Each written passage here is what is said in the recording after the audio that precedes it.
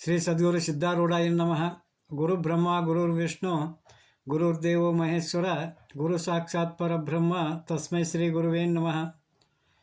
ಓಂ ತತ್ಪುರುಷಾಯ ವಿದ್ಮಹೆ ವೀರಭದ್ರಾಯ ಧೀಮಹಿ ತನ್ನೋ ದೇವ ಪ್ರಚೋದಯಾತ್. ಯಾವತ್ತು ಸದ್ಗುರು ಸಿದ್ಧಾರೂಢರ ಚರಿತ್ರೆಯೊಳಗ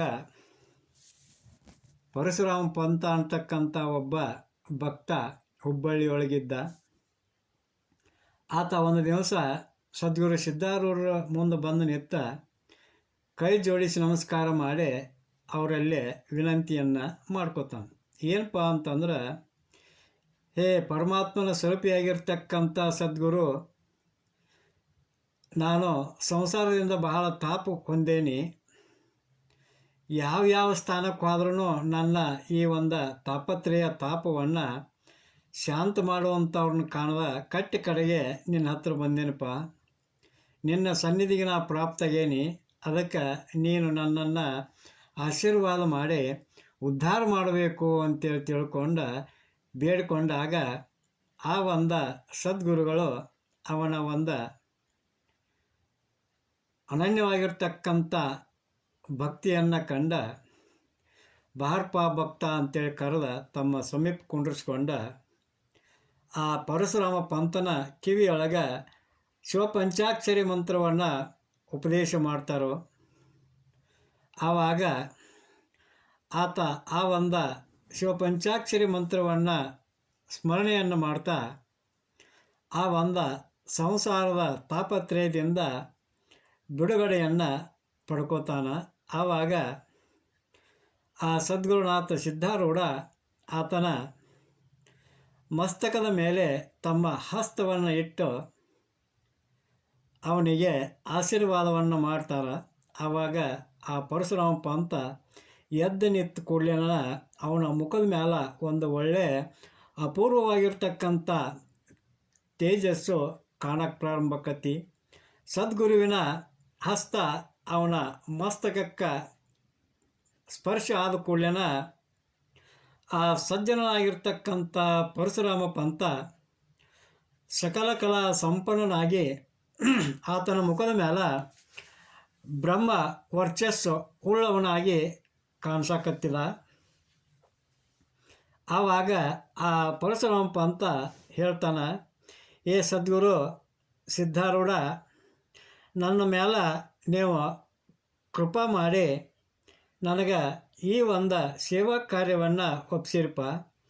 ಆದ್ರೆ ನನಗೆ ಒಂದು ಮನುಷ್ಯನೊಳಗೆ ಇಚ್ಛೆ ಐತಿ. ಅದೇನಪ್ಪ ಅಂತಂದ್ರೆ, ನಿಮ್ಮ ಚರಿತ್ರೆಯನ್ನು ನಾನು ರಚಿಸಬೇಕು ಅಂತೇಳಿ ನನಗೆ ಆಸೆ ಆಗೈತಿ. ಅದಕ್ಕೆ ದಯವಿಟ್ಟು ನೀವು ನನಗೆ ಆಜ್ಞೆಯನ್ನು ಕೊಟ್ಟದ್ದಾದ್ರೆ ನಾನು ನನ್ನ ಒಂದು ವಿವೇಕದಿಂದ ತಮ್ಮ ಒಂದು ಚರಿತ್ರೆಯ ಗ್ರಂಥವನ್ನು ಸಿದ್ಧಾರೂಢ ವಿಜಯ ಅಂತಕ್ಕಂಥ ಹೆಸರಿನಿಂದ ಮರಾಠಿ ಭಾಷೆಯೊಳಗೆ ರಚನೆ ಮಾಡಬೇಕಂತೇಳಿ ನನ್ನ ಆಸೆ ಆದಪ್ಪ. ಅದಕ್ಕೆ ತಾವು ನನಗೆ ಆಜ್ಞೆ ಕೊಡಬೇಕು ಅಂತೇಳಿ ತಿಳ್ಕೊಂಡು ಕೇಳಿದಾಗ ಸದ್ಗುರು ಸಿದ್ಧಾರೂಢರು ಆ ಪರಶುರಾಮ ಪಂತನಿಗೆ ಸಂತೋಷದಿಂದ ಆಜ್ಞೆಯನ್ನು ಕೊಡ್ತಾರೆ.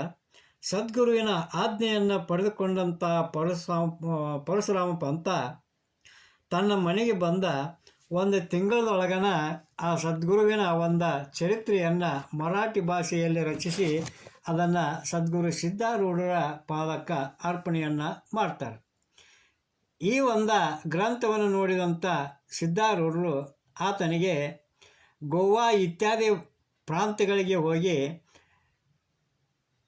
ನೀನು ಧರ್ಮ ಪ್ರಚಾರವನ್ನು ಮಾಡು ಅಂತೇಳಿ ತಿಳ್ಕೊಂಡು ಆತನನ್ನು ನಿಯೋಜನೆಯನ್ನು ಮಾಡ್ತಾರೆ. ಮುಂದೊಮ್ಮೆ ಏನಾಕತಿ ಅಂತಂದ್ರೆ, ಆ ಪರಶುರಾಮ ಪಂತ ಹುಬ್ಬಳ್ಳಿ ಮಠದೊಳಗಿದ್ದಂಥ ಟೈಮ್ದೊಳಗೆ ರೋಣದ ಕೆಲವೊಬ್ಬ ಭಕ್ತರು ಬಂದು ಸದ್ಗುರುಗಳಲ್ಲಿ ವಿನಂತಿಯನ್ನು ಮಾಡ್ಕೋತಾರೆ. ನಾವು ರೋಣ ಗ್ರಾಮದೊಳಗೆ 7 ದಿವಸ ತನಕ ಸದ್ಗುರು ಸಿದ್ಧಾರೂಢರ ಉತ್ಸವವನ್ನು ಮಾಡಬೇಕು, ಅವರ ಚರಿತ್ರೆ ಕಥನವನ್ನು ನಡೆಸಬೇಕು ಅಂತೇಳಿ ನಿಶ್ಚಯ ಮಾಡಿಕೊಂಡೇವಿ. ಅದಕ್ಕೆ ತಮ್ಮ ಮಠದೊಳಗೆ ಯಾರಾದರೂ ಅಂಥ ಸಮರ್ಥ ಭಕ್ತರಿದ್ರೆ ನಮ್ಮ ಜೊತೆ ಹರಿಕೀರ್ತನ ಮತ್ತು ಉಪನ್ಯಾಸಗಳನ್ನು ನಡೆಸುವ ಸಲುವಾಗಿ ನೀವು ರೋಣ ಗ್ರಾಮಕ್ಕೆ ಕಳಿಸ್ಕೊಡ್ಬೇಕು ಅಂತೇಳಿ ತಿಳ್ಕೊಂಡು ಆ ರೋಣದ ಗ್ರಾಮಸ್ಥರು ಬೆನ್ನೈಸ್ಕೊಂಡಾಗ ಆ ಸದ್ಗುರು ಸಿದ್ಧಾರೂಢರು ಆಯ್ತರಪ್ಪ ನಿಮ್ಮ ಉತ್ಸವದ ಸಮಯಕ್ಕೆ ನಾನು ಮಠದಲ್ಲಿದ್ದಂಥ ಕೆಲವೊಂದು ಭಕ್ತರನ್ನು ಕಳಿಸ್ಕೊಡ್ತೀನಿ ಅಂತೇಳಿ ಅವ್ರನ್ನ ಊರಿಗೆ ಕಳಿಸ್ಕೊಡ್ತಾರೆ.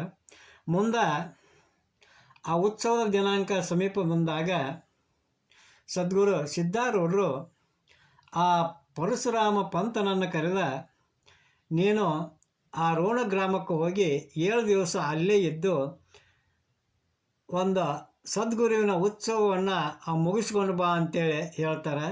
ಸದ್ಗುರುವಿನ ಆಜ್ಞಾ ಪ್ರಕಾರ ಆ ಪರಶುರಾಮ ಪಂತ ತನ್ನ ಪತ್ನಿಯಾದಂಥ ಜಾನಕಿಬಾಯಿಯನ್ನು ಕರ್ಕೊಂಡ, ಜೊತೆಗೆ ಇನ್ನೊಬ್ಬ ಭಕ್ತನಾದಂಥ ಮಂಗೇಶ ಎಂಬುವವನ್ನ ಕರ್ಕೊಂಡ ಸದ್ಗುರುವಿನ ಆಶೀರ್ವಾದವನ್ನು ಪಡ್ಕೊಂಡ ಹುಬ್ಬಳ್ಳಿ ರೈಲ್ವೆ ಸ್ಟೇಷನ್ನಿಗೆ ಬರ್ತಾರೆ ರೋಣಕ್ಕೆ ಹೋಗೋ ಸಲುವಾಗಿ. ಆವಾಗ ಆ ಸ್ಟೇಷನ್ ಒಳಗೆ ಭಾಳ ಜನರ ವಿಶೇಷವಾಗಿರ್ತಕ್ಕಂಥ ಗದ್ದಲಿತ್ತು. ಹೀಗಾಗಿ ಇವರಿಗೆ ಆ ರೋಣಕ್ಕೆ ಹೋಗಾಕ ಆ ರೈಲ್ವೆ ಟಿಕೆಟು ಸಿಗೋದಿಲ್ಲ.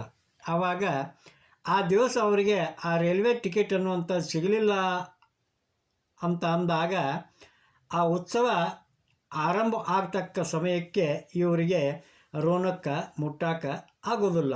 ಇಂಥ ಸಮಯದೊಳಗೆ ಏನು ಮಾಡಬೇಕಂತೇಳಿ ಆ ಪರಶುರಾಮ ಪಂತ ಮನಸ್ಸಿನೊಳಗೆ ತಳಮಳ ಪಂಟ ಚಿಂತೆಯನ್ನು ಮಾಡ್ತಾನೆ. ಆವಾಗ ಆತ ಮನಸ್ಸಿನೊಳಗನ, ಹೇ ಸದ್ಗುರುನಾಥ, ನಿನ್ನ ಕಾರ್ಯವನ್ನು ನೀನೇ ಪೂರೈಸಬೇಕಪ್ಪ ಅಂತೇಳಿ ತಿಳ್ಕೊಂಡ ಮನಸ್ಸಿನೊಳಗೆ ಪ್ರಾರ್ಥನೆಯನ್ನು ಮಾಡ್ತಾನೆ.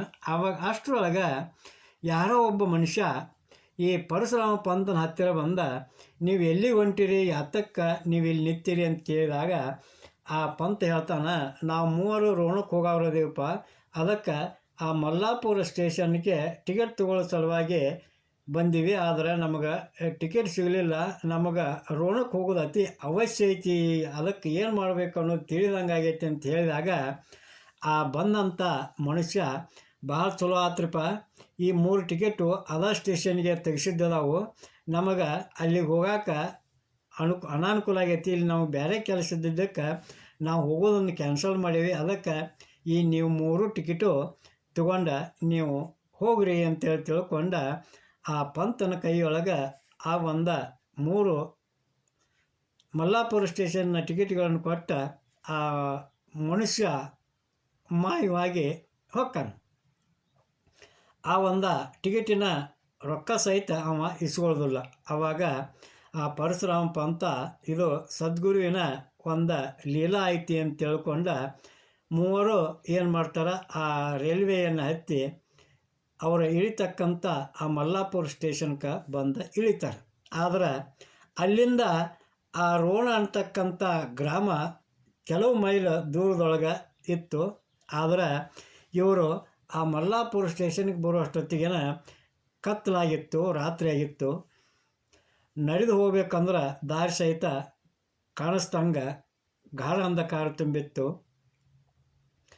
ಆ ಸ್ಟೇಷನ್ ಒಳಗೆ ಇಳ್ಕೊಂಡು ವಸತಿ ಮಾಡಬೇಕು ಅಂದ್ರೆ ಅಲ್ಲಿ ಜಾಗ ಸಹಿತ ಇರಲಿಲ್ಲ. ಇಂಥದ್ರಾಗ ಮಳೆನೂ ಬೀಳಾಕತ್ತಿ, ಇನ್ನೇನು ಮಾಡಬೇಕು ಅಂತೇಳಿ ಚಿಂತೆ ಮಾಡುವಂಥ ಟೈಮ್ದೊಳಗೆ ಅಲ್ಲಿಯೂ ಕೂಡ ಒಬ್ಬ ಮನುಷ್ಯ ಬಂದ, ನೀವು ಎಲ್ಲಿಗೆ ಹೋಗೋರು ಅಂತೇಳಿ ತಿಳ್ಕೊಂಡು ವಿಚಾರ ಮಾಡಿದಾಗ ಆ ಪರಶುರಾಮ ಪಂತ ಅವನಿಗೂ ಸಹ ನಾವು ರೋಣ ಗ್ರಾಮಕ್ಕೆ ಹೋಗಬೇಕಾಗೈತಿ, ಇಲ್ಲೇ ನಮಗೆ ರಾತ್ರಿ ಹೇಳ್ಕೊಳಕ್ಕೆ ಜಾಗ ಬೇಕಾಗೈತಿ ಅಂತೇಳಿ ತಿಳ್ಕೊಂಡು ಹೇಳಿದಾಗ ಆ ವ್ಯಕ್ತಿ ಹೋಗಿ ಕಂದೀಲನ್ನು ಅಂದರೆ ಲಾಟನ್ ತೊಗೊಂಡ್ಕೊಂಡು ಬಂದ ಈ 3 ದಾರಿ ತೋರಿಸ್ತಾ ಮನೆಯ ಸಮೀಪಕ್ಕೆ ಕರ್ಕೊಂಡು ಹೋಗ್ತಾನ. ಆ ಮನೆ ಪಡಸಾಲಿ ಒಳಗೆ ಉತ್ತಮವಾಗಿರ್ತಕ್ಕಂಥ ಸ್ಥಳದೊಳಗೆ ಜಮಖಾನೆಯನ್ನು ಹಾಸಿ ಅದರ ಮ್ಯಾಲೆ ಈ 3 ಕುಂಡ್ರಿಸಿ ಇಲ್ಲೇ ನೀವು ಇವತ್ತಿನ ರಾತ್ರಿ ಕಳೀರಿ ಅಂತೇಳಿ ಹೇಳ್ತಾನೆ. ಅವನ ಹೆಸರು ಯಾರು ಅಂತ ಕೇಳಿದಾಗ ನನಗೆ ಹೆಸರು ಸಿದ್ದಪ್ಪ ಅಂತಂತಾರಪ್ಪ ಅಂತೇಳಿ ತಿಳ್ಕೊಂಡು ಹೇಳಿದಾಗ ಆ ಪಂತನ ಹೆಂಡತಿಯಾಗಿರ್ತಕ್ಕಂಥ ಜಾನಕಿಬಾಯಿ ಹೇಳ್ತಾಳೆ, ಇದು ಸದ್ಗುರು ಸಿದ್ಧಾರೂಢರ ಮಹಿಮೆ ಅದಲ್ಲ ಹೊರತ ಮತ್ತೇನು ಅಲ್ಲ ಅಂತೇಳಿ ತಿಳ್ಕೊಂಡು ನಮಗೆ ಸಂಕಟ ಬಂದಾಗ ಸದ್ಗುರುವನ ಸಹಾಯ ಮಾಡ್ತಾನು ಅಂತೇಳಿ ತಿಳ್ಕೊಂಡ ಮಾತಾಡ್ಕೊಳ್ಳೋ ಹೊತ್ತಿನಾಗ ಆ ಸಿದ್ದಪ್ಪ ಆ ಮನೆಯೊಳಗೆ ಹೋಗಿ ಮತ್ತೆ ತಿರುಗಿ ಬಂದ ಆ ಪರಶುರಾಮ ಪಂತನ ಮುಂದೆ ಬಾಳೆಹಣ್ಣು ಸಕ್ಕರೆ ಮತ್ತು ಒಂದು ತಂಬಿಗೆ ಹಾಲನ್ನು ಸಹ ತಂದಿಟ್ಟ ಅವರಿಗೆ ನೀವು ಇದನ್ನು ಸ್ವೀಕಾರ ಮಾಡಿ ಇವತ್ತಿನ ರಾತ್ರಿ ಕಳೀರಿ ಅಂತ ಹೇಳಿದಾಗ ಆ ಪಂತ ಆತನನ್ನು ಪ್ರಶ್ನೆ ಮಾಡ್ತಾನೆ. ಸಿದ್ದಪ್ಪ, ನೀ ಹುಬ್ಬಳ್ಳಿ ಒಳಗೆ ಇರ್ತೀಯನಪ್ಪ ಅಂತ ಕೇಳಿದ್ದಕ್ಕೆ ಆ ಸಿದ್ದಪ್ಪ, ನಾನು ಹುಬ್ಬಳ್ಳಿ ಅವಲ್ಪ, ಹುಬ್ಬಳ್ಳಿಗೂ ನನಗೂ ಯಾವುದೇ ಸಂಬಂಧ ಇಲ್ಲ, ನನ್ನ ಸ್ಥಾನ ನಿಮ್ಮಂಥವ್ರಿಗೆ ತಿಳಿಯಾಕ ಅಸಾಧ್ಯ ಐತಿ ಅಂತೇಳಿ ತಿಳ್ಕೊಂಡು ಹೇಳಿ ಇವತ್ತೊಂದು ದಿವಸ ರಾತ್ರಿ ಇಲ್ಲೇ ಇದ್ದ, ನಾಳೆ ಮುಂಜಾನೆ ನೀವು ರೋಣ ಗ್ರಾಮಕ್ಕೆ ಹೋಗ್ರಿ ಅಂತೇಳಿ ಆ ಸಿದ್ದಪ್ಪ ಅನ್ನುವಂಥ ವ್ಯಕ್ತಿ ನಕ್ಕೊಂತ ಹೊಕ್ಕಾನ. ಆವಾಗ ಅವತ್ತಿನ ರಾತ್ರಿಯನ್ನು ಅಲ್ಲೇ ನಿಶ್ಚಿಂತೆಯಿಂದ ಕಳೆದಂಥ ಆ ಪರಶುರಾಮ ಪಂತ ಮರು ದಿವಸ ಆ ಎದ್ದು ನೋಡಿದಾಗ ಆ ಮನೆಯವರಿಗೆ ಆಶ್ಚರ್ಯ ಆಗ್ತೈತಿ. ಯಾರು ನೀವು ಇಲ್ಯಾಕೆ ಬಂದು ನಮ್ಮ ಮನೆಯೊಳಗೆ ಉಳ್ಕೊಂಡ್ರಿ, ನೀವು ಯಾರನ್ನು ಕೇಳಿ ಒಳಗೆ ಬಂದ್ರಿ ಅಂತ ಮನೆಯವ್ರು ಪ್ರಶ್ನೆ ಮಾಡಿದಾಗ, ನಮಗೇನೂ ಗೊತ್ತಿಲ್ಲರಿಪ್ಪ, ಸಿದ್ದಪ್ಪ ಅಂತಕ್ಕಂಥ ವ್ಯಕ್ತಿ ಬಂದ ಈ ಮನೆಯೊಳಗೆ ನಮ್ಗೆ ಇವತ್ತೊಂದು ದಿವಸ ವಸ್ತಿ ಮಾಡೋಕೆ ಅನುವು ಮಾಡಿಕೊಟ್ಟು ಹೋಗ್ಯಾನ, ನೀವು ಯಾರು ಅನ್ನೋದು ನಮಗೆ ಗೊತ್ತಿಲ್ಲ, ನಾವು ಯಾರು ಅನ್ನೋದು ನಿಮಗೆ ಗೊತ್ತಿಲ್ಲ ಅಂತಂದಾಗ ಅವರಿಗೆ ಅತಿ ಆಶ್ಚರ್ಯ ಆಕತಿ. ನೀವು ಎಲ್ಲಿಂದ ಬಂದವರು ಅಂತ ಕೇಳಿದ್ರೆ, ನಾವು ಹಿಂಗೆ ಹುಬ್ಬಳ್ಳಿಯಿಂದ ಸಿದ್ಧಾರೂಢ ಆಶ್ರಮದಿಂದ ಬಂದೇವಿ ಅಂತ ಹೇಳಿದಾಗ ಆ ಮನೆಯವರು ಸಹಿತ ನಾವು ಕೂಡ ಅಂಥ ಮಹಾತ್ಮರಾಗಿರ್ತಕ್ಕಂಥ ಸದ್ಗುರು ಸಿದ್ಧಾರೂಢನ ದರ್ಶನ ಮಾಡ್ಕೋಬೇಕು ಅಂತೇಳಿ ಕೇಳಿಕೊಂಡಾಗ ನಾವು ರೋಣ ಗ್ರಾಮಕ್ಕೆ ಹೋಗಿ ಮರಳಿ ಹುಬ್ಬಳ್ಳಿಗೆ ಹೋಗುವಾಗ ತಮ್ಮನ್ನು ಕರ್ಕೊಂಡು ಹೋಗ್ತೀವಿ ಅಂತ ತಿಳ್ಕೊಂಡು ಹೇಳಿ ಆ ಮೂವರು ಕೂಡಿಕೊಂಡ ಅವತ್ತಿನ ದಿವಸ ರೋಣ ಗ್ರಾಮಕ್ಕೆ ಬಂದ ಸತತವಾಗಿ 7 ದಿವಸದೊಳಗೆ ಹರಿಕೀರ್ತನ ಭಜನಾದಿಗಳನ್ನು ಪೂರೈಸಿ ಉತ್ಸವವನ್ನು ಮುಗಿಸಿಕೊಂಡ ಬರುವಾಗ ಆ ಮಲ್ಲಾಪುರಕ್ಕೆ ಬಂದ ಆ ಇಳಿದುಕೊಂಡಂಥ ಮನೆಯ ಕುಟುಂಬಸ್ಥರನ್ನು ತಮ್ಮ ಜೊತೆಗೆ ಕರೆದುಕೊಂಡ ಹುಬ್ಬಳ್ಳಿ ಶಹರಕ್ಕೆ ಬಂದ ಸದ್ಗುರು ಸಿದ್ಧಾರೂಢರ ಸನ್ನಿಧಿಗೆ ಸೇರಿ ಇಲ್ಲಿಯವರೆಗೆ ನಡೆದಂಥ ಎಲ್ಲ ಒಂದು ಪವಾಡಗಳನ್ನು ಸದ್ಗುರುವಿನ ಮುಂದೆ ನಿವೇದನೆಯನ್ನು ಮಾಡ್ಕೋತಾರೆ. ಆವಾಗ ಸದ್ಗುರು ಸಿದ್ಧಾರೂಢರು ಅವ್ರಿಗೆ ಹೇಳ್ತಾರೆ, ನೋಡ್ರಿಪ್ಪ, ಯಾರು ಶ್ರೋತ್ರಿಯ ಬ್ರಹ್ಮನಿಷ್ಠ ಸದ್ಗುರುವರನನ್ನು ನಿಷ್ಠೆಯಿಂದ ನೆರೆ ನಂಬಿ ಯಾರು ಭಜಿಸ್ತಾರೋ, ಯಾರು ಸ್ಮರಿಸ್ತಾರೋ ಅಂಥವರು ಕೂಡ ಆ ಸದ್ಗುರುವು ಅವರ ಸುಖ ದುಃಖಗಳಲ್ಲಿ ಪಾಲ್ಗೊಂಡ ಅವರ ದುಃಖಗಳನ್ನು ನಿವಾರಣೆ ಮಾಡಿ ಅವರ ಇಷ್ಟಾರ್ಥಗಳನ್ನು ಪೂರೈಸ್ತಾನ ಅಂತೇಳಿ ಹೇಳುವಲ್ಲಿಗೆ ಇವತ್ತಿನ ಈ ಒಂದು ಚರಿತ್ರೆಯ ಕಥನವನ್ನು ಮುಕ್ತಾಯಗೊಳಿಸೋಣಂತ. ಜೈ ಮಂಗಳಂ, ಜೈ ನಮಃ ಪಾರ್ವತೀಪತಿ ಶಿವ ಹರ ಹರ ಮಹಾದೇವ. ಶ್ರೀ ಸದ್ಗುರು ಸಿದ್ಧಾರೂಢಾಯ ನಮಃ. ಶ್ರೀಮನ್ಯಜೀವನ ಶಿವಯೋಗಿ ಮಹಾರಾಜ್ ಕಿ ಜೈ. ಶ್ರೀ ಗರಗದ ಮಡಿವಾಳ ಶಿವಯೋಗಿ ಮಹಾರಾಜ್ ಕಿ ಜೈ.